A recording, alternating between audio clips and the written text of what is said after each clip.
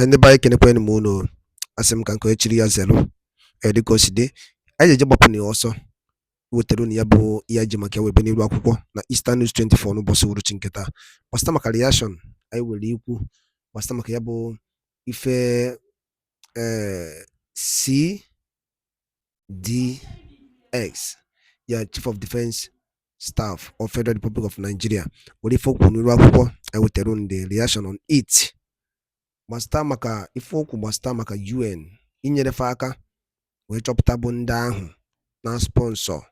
Terrorism no boda mana before na ege ya jimakia we bia n'iru akwụkwọ maka nchọkwu nge ya bụ ife ụrụfụ kwa nchọrọ ikwu before na ege ya bụ ife we gwa ifu nche n'ihe ndị okwu. Who is the sponsor of terrorism na this obodo no n'ime na this country? Mana gị na bụ Mono Shetima no ụmụnne ya mana ka njidegodi na ebe ahụ ge ya bụ ife jimakia ihe okwu n'iru akwụkwọ drop what I feature no think again. Right, over to you.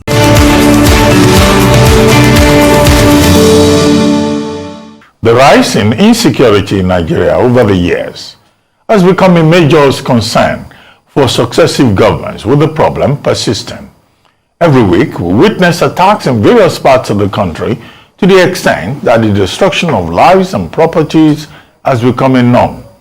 Security operatives have also found it difficult to deal with the problem, as from time to time we hear of attacks on security formations in parts of the country.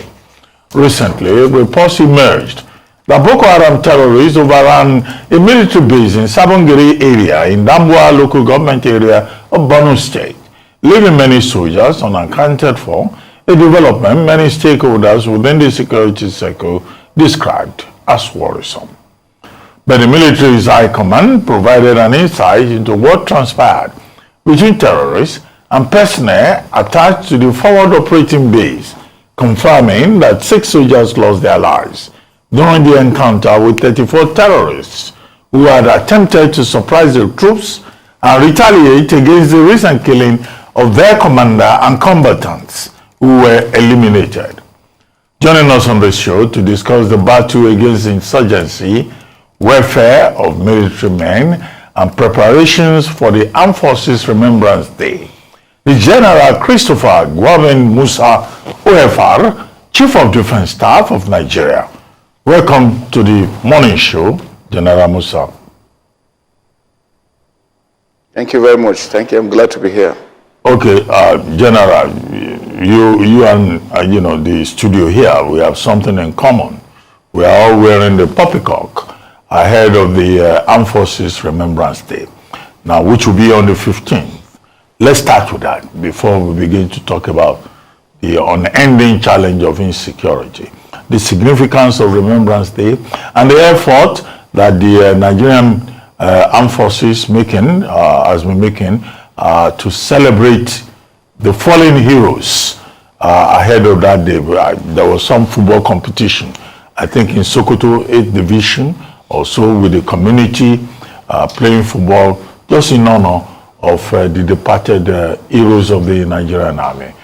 Let's start with Armed Forces Remembrance Day and the heroism of those gallant soldiers who made the ultimate sacrifice, paid the ultimate sacrifice for Nigeria.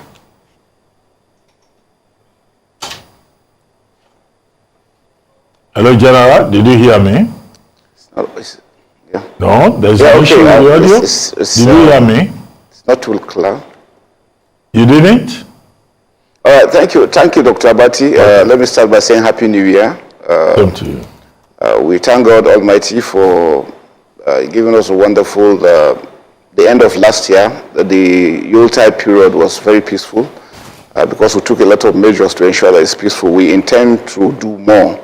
The Armed Forces Remembrance Day actually is to remember our fallen heroes, but not only the fallen heroes, because we realize that it's not always the fallen heroes are supposed to be appreciated, those living. So we're making efforts to also change the name to make it better by making it Armed Forces Celebration and Remembrance Day. That will also be able to capture those ones that are living to be appreciated, the families that have been left behind to be appreciated, and then those ones that have paid the supreme price. We're putting a number of activities just yesterday evening, we honored our soldiers, those that have done very well in the field. We commended that we have a little occasion for them. Today, we'll have a dinner night to also honor the officers that have done well. Tomorrow, hopefully, we're going to have a number of lectures to appreciate the armed forces and to see the way forward. We're inviting past chiefs of defense staff, past service chiefs, past commanders, past officers that have one thing or the other to contribute to the ongoing operations. That is another means to showing that we appreciate. While on Wednesday, we'll have the wreath laying ceremony. Let me also appreciate you for wearing the emblem. It shows that unity of purpose. I think that's the drive we're making for Nigerians to take ownership of their armed forces. We're here for Nigerians. We're here to defend Nigeria, to secure our territorial integrity both within and outside, which is very, very important and critical. So we're putting everything possible to ensure that we achieve that together with Nigerians. I want to assure Nigerians that we're working assiduously to ensure that Nigeria is safe and secure. But we can't do it alone, like we always said. We need the support of Nigerians because it's a whole of society approach to peace. Thank you. But General, this Jollophing and Pepper Supreme event tomorrow, the Armed Forces Remembrance Day, all of us celebrating our soldiers living and dead. And then, you know, just on the sidelines, by the way, in parentheses, you said there will be a dinner event tomorrow in honor, you know, this very symbolic, very significant occasion. And I've said, you listed people that you have invited. You didn't mention that you invited the media. Are we not part of this very important occasion? We all should honor the media. Every activity that we carry out, the media is always with us. Yesterday we were together with the media. Today we're going to do it with them, and tomorrow as usual. Well, thank you so much, General Musa. Happy New Year, and thank you for joining us again on the morning show. Great to see you. Happy New Year. So, very quickly, and first of all, thank you for honoring our heroes departed and also remembering and shoring up the morale of our gallant soldiers in the front line. But I want to ask you a question around security. That's part of the conversation we hope to have with you this morning. Yes, I hear you, and I do agree with you that over the Christmas period, at least a departure from what we've seen in recent times, we had relative calm. However, this issue with terrorism, Boko Haram, despite years of monies being spent, announcements of decimation, it still is a big challenge for us. And in a recent interview, you talked about foreign sponsors perhaps behind the fact that they're still able to have enough funds to continue to perpetrate evil. I'd like you to throw more light on that. When you say foreign sponsors, what do you mean by that? And then is it impossible to even arrest that or contain that in trying to contain insecurity, especially finally decimating Boko Haram as a terrorist organization? It's something, it's a cause of concern. Actually for them to have been able to sustain their operations for all this while, we're talking of 16 years. Like I said, during the surrendering exercise, we were able to see some of them with hard currencies, different denominations. Besides that, like I said, they have a lot of support coming from outside. Now, what we have done is that we have raised these observations. The Office of the National Security Advisor, the NFIU, the Central Bank, the NIA, the DSS have all moved into it. What we are also doing is that we have reached out to international community on the importance to trace the funds, trace the movement of the money. If we're able to do that, I'm sure we'll be able to, if we're able to take that out, we'll take the oxygen that keeps them going, which is very, very vital. It's a very dangerous and very high value organizations that we believe that be able to do that has made it difficult for them to be traced. So we're doing everything. And again, not only from the international, we know also, we have the belief that locally they also have the sources of funding, probably through taxes, levies, kidnapping and so on. And that's why we're making all the efforts to ensure that we deny them ability to do that. But I can assure you the federal government has stepped in. We have reached into United Nations, the European Union, and all other international organizations to help assist in tracking the funds. I think for me, I think it's important if we're able to do that, we'll be able to mitigate this issue and stop them, because this is what keeps them going For them to be able to sustain this for 16 years shows that they have other areas of getting funds that keeps them going. All right, thank you very much for that, General. Now, the Minister of Foreign Affairs, Yusuf Tuga, wrote quite an intriguing article last week where he spoke about the impact of G5 and how it strengthened some of the Awazad and the Tuareg groups and made insecurity worse. And he also spoke of the failure of the EU strategy, the EU Sahel strategy, when it comes to security in the region. Now, of course, some of the latest developments on that are that we are seeing that some of these countries in the Sahel are witnessing the departure of French troops from their countries. Some voluntary, some being asked to leave. Now, my question is, I know that in the same interview that I was referring to, you spoke of Nigeria standing alone and Nigeria not having any allies. But I'm curious to you, what is the impact that we will see on Nigeria's security situation of French soldiers departing from the Sahel nations? What do you think this will translate to, given the context that it is argued that their presence made insecurity worse? All right, thank you very much. What we have observed is that the Sahelian area is having a lot of security challenges across the region. Just recently, about 3-4 days ago, Benin Republic suffered a very heavy casualty.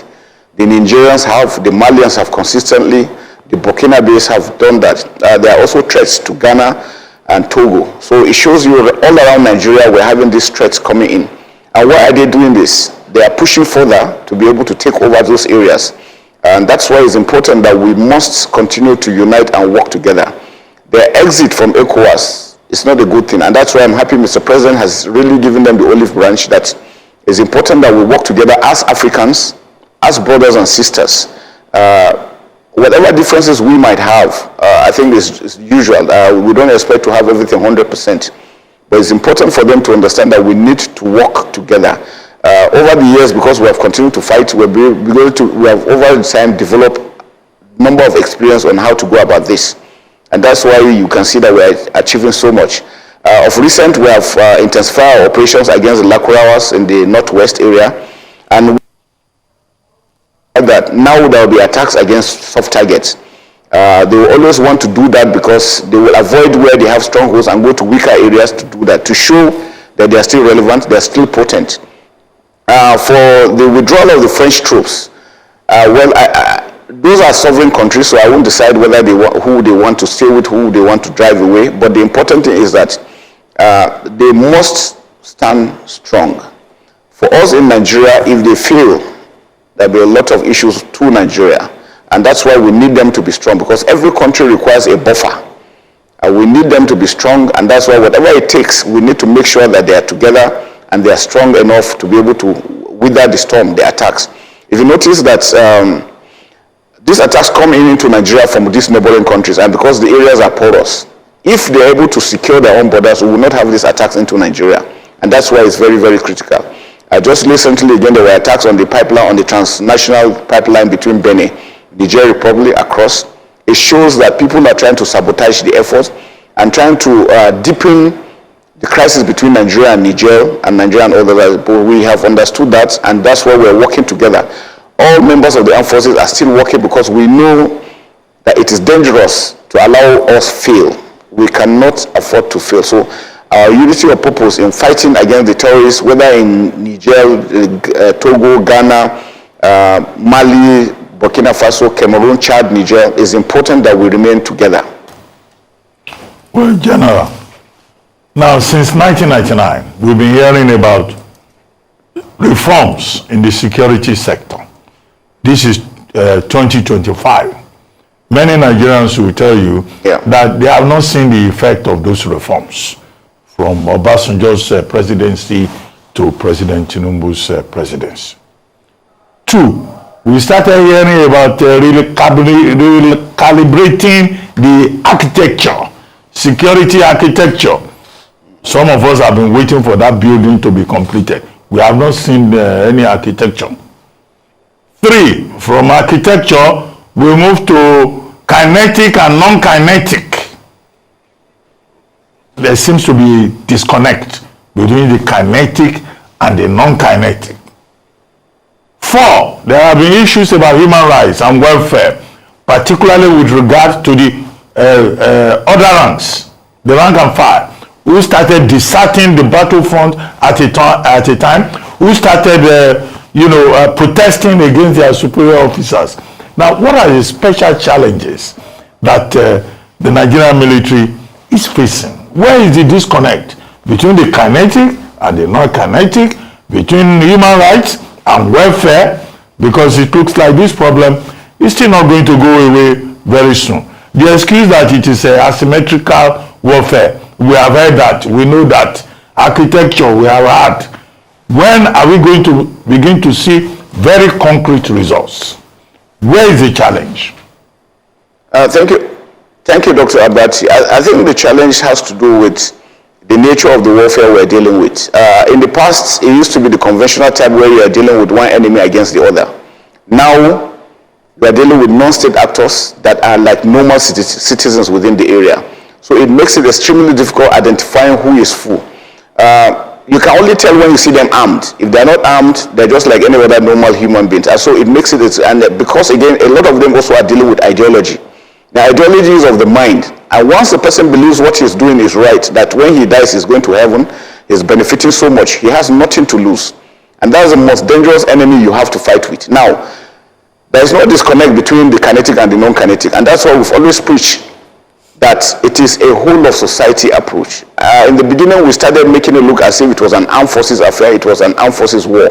And so measures were not put in place. Now, what the kinetic and non-kinetic has done is to bring everybody together to make that very important. We started this deliberately when we were in the the Northeast, and that has worked, and that's why you see the number of people that have surrendered. Now we're also adopting same. Understand that Nigeria is over 900,000 square kilometers. It is massive. A lot of ungoverned areas with a lot of forests that cross across the region. Most of these forests that you see cross from Sambisa down to Niger State, across into Benin, Chad, and all those other areas. So it is very, very critical. It is massive. So what we are doing is that we're working together with the communities. Now, for us to have a final solution, if there's anything like final, because there's never a situation where you say there is any community is crime-free, is that we must have the backings of good governance. Good governance is important because most of these societies, when we get to these communities, a lot of them don't even know anything about government.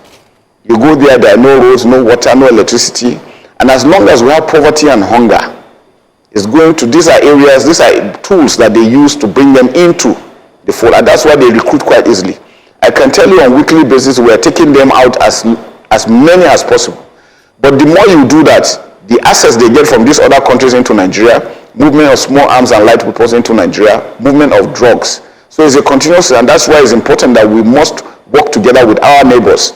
Because working with them makes sure that they block their own borders, and once they do that, these things don't get into Nigeria. So there's nothing wrong with the non-kinetic and the kinetic. It's important that we do that. Because as we are fighting, you also have to show Nigerians that those you are protecting, that you are with them and you care about them. The issue of human rights, like I said, we've had several situations. I'm sure you remember the Reuters when they said that we had this 10,000 illegal abortions. After 1.5 years of investigation, it was found that it was just complete lies. And I was expecting Reuters to come in and apologize for the word, but what did they do? Nothing. They've said nothing. They did not even respond. They didn't even find it words to even respond. After maligning a whole country, and I think that's very important. I've discussed with the Attorney General of Federation, and I think it's important that Nigeria takes up this issue. What we realize is that anytime we're making inroad, anytime we're getting successes, these international organizations taking upon themselves to try and demoralize the country, malign Nigeria, demoralize our own troops. We have refused to be demoralized, and we will not be demoralized. We will continue to work, and we will continue to secure our territory, both inside and outside, and that's why it's very, very critical. All right, thank you, sir. I have two questions for you very quickly. The first one is following up on what you said about 120,000, not during this in the previous interview, 120,000 Boko Haram members captured. The question for me is, what happens to them when they are captured? Number one, has there been any high-profile member capture that would give you valuable information to help in your fight against terrorism? That's number one. The second is, what then happens to them? Are they prosecuted, rehabilitated? What happens to them afterwards? And the second question then would be this issue around collateral damage. Yesterday and this morning in the Daily Trust, a report has been made that some villagers in Zamfara, 17 of them civilians, have been killed by another accidental airstrike by the Navy and by the Air Force, sorry. I'd like you to respond to that. Are you aware of that? What is the issue with that? Then that's still following. We're still reeling from what happened on Christmas Day in Sokoto State. So I'd like you to respond to those two questions, please. Thank you. Yes, like I said, the enemy we're dealing with is an enemy who has no borders, and they do not care what they do. And I can tell you, it is not only on those aspects. We also have part of politics in it, part of sabotage in it. There are certain individuals that feel if they do this, they will make the country ungovernable or make it seem as if nothing is being done. And that's why they want to do everything. People are discussing with even the terrorists to make sure that they continue pushing their agenda to make Nigeria look as if it is unsafe. I can assure you that Nigeria is safe and Nigeria will continue to be safe. I'm sure you've seen the statistics of those, how a lot of foreigners and Nigerians that came in for the holiday having confidence that security is returning into Nigeria. We will continue to do that. They were not captured, they surrendered. Because we were able to put in measures to ensure that they will deny them a lot of things, especially the oxygen, like I mentioned, getting phones, getting food, and all these things. And so a lot of them felt, and we gave them the window that if you come out, we'll take you in. And what we did is that anytime they came out, the first thing we did is that we were working together with the state government, working with the DSS, with the police, and the NIA. They were being profiled. Those ones that are really active members are kept at a side, while those, what we realize again is that not everyone that is part of it is a terrorist. Some of them were conscripted, some of them were forced, some were enslaved. So we're able to separate those aspects. I mentioned that over 120 surrendered. Out of this number, over 60,000 were children. Now, what were the terrorists doing? In the past, they used to capture communities and then force men, especially adults, to join them, whether they like it or not. If you refuse, they behead you. So you had no choice. But now that it became difficult, that they don't have any territory, they don't have a means of doing that, they now decided to start impregnating the women. And what they do is that if a woman gives birth, when she's 4 months after giving birth, they impregnate her again to have. They were trying to produce a new set of terrorists. And to us, those new sets will have been most dangerous.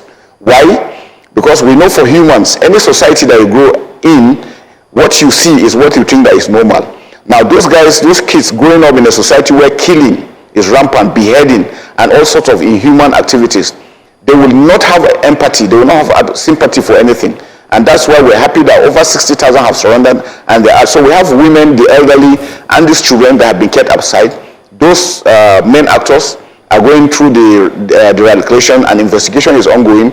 Those ones found to be culpable will be tried. And I'm sure you know that the Attorney General has been prosecuting them of recent. We're taking those of them that were found to be free, taking them to Operation Safe Corridor in Gombe, where they are being de-radicalized, and then giving skills, because we understand that poverty, unemployment, hunger, illiteracy, these are aspects that also aggravate this issue. So we must address them. And that's why it's important for us to have a final solution. I always go back to this: good governance. Our local governments must work well. Our governors must work well. We must have infrastructure. We must have food. We must have schools so that we remove illiteracy, because part of this issue is with illiteracy. I mean, some of them are being told that if a soldier kills you, you are going to paradise. If you kill a soldier, you have blessing. So you see those worked ideas, which is not religious, it's not Islamic, it's not Christian. Evil people have taken advantage of them and using them. And what we also realize is that their commanders are living larger than life across the border, because they are surviving around the no man's land between Nigeria and these other neighboring countries. So that's why I always insist that it's important that we work together with these countries.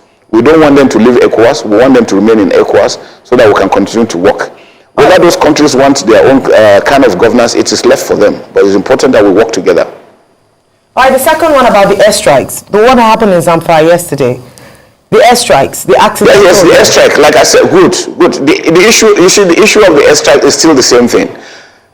Before we conduct any airstrike, we follow up movements, and I can tell you, when we do airstrikes, we do it with precision. Now we cannot rule out secondary explosion. Why? Because again, within areas where they keep these things, they have weapons, they have bombs, they have ammunition, explosives that they keep.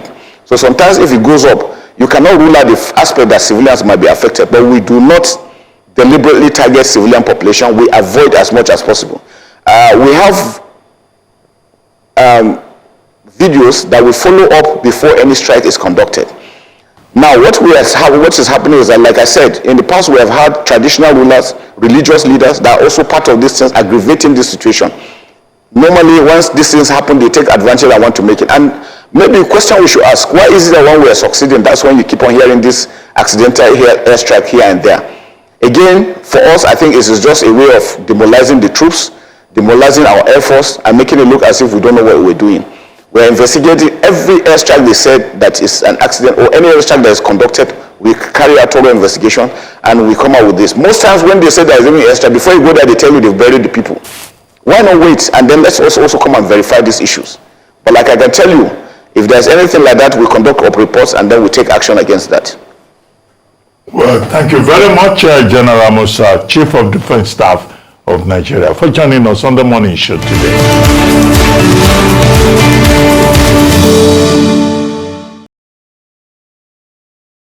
Ndị be anyị unu nọ na-anụgo n'ife Nigerian Chief of Staff kwuru n'iru akwụkwọ gbasata maka ajụ nke a jụrụ ya gbasata maka ya bụ insecurity and the financing of terrorism. Lapụzie ihe bụ okwu and lapụzie ndị a ga-ejide a na-pursue the shadow, because ị na-agwụcha ịgwa m na Kabir of Sokoto jee na be Shetima General oge ọ tụrụ bọmbụ na 2011 na Catholic Church. Ị na-agwa m ọ na ndị amị amarọ na Shetima bụ the leader and onye isi Boko Haram? Ajụ aka nwere eju. Unu na-agwa m asị m ihe na-eme n'obodo a ga-emegide one day. Ọsọ gbara ilu agbaba azụ. Elekwurutu 1000 ekpobata na amị. Agwa ya na Borno na eje na Borno tiru amị Balak headquarter na Borno. Nsogbu adịrọ. Ka lapụnụ kwunu kwuo mbumnobi n'ifu nche n'iru akwụkwọ gbasata maka ihe ya bụ ife Nigerian Chief of Staff kwuru n'iru akwụkwọ. Ka lapụnụ kwunu kwuo obumnobi gbasata maka ya bụ ife. Ngwa nke mesịa na ụmụnne m.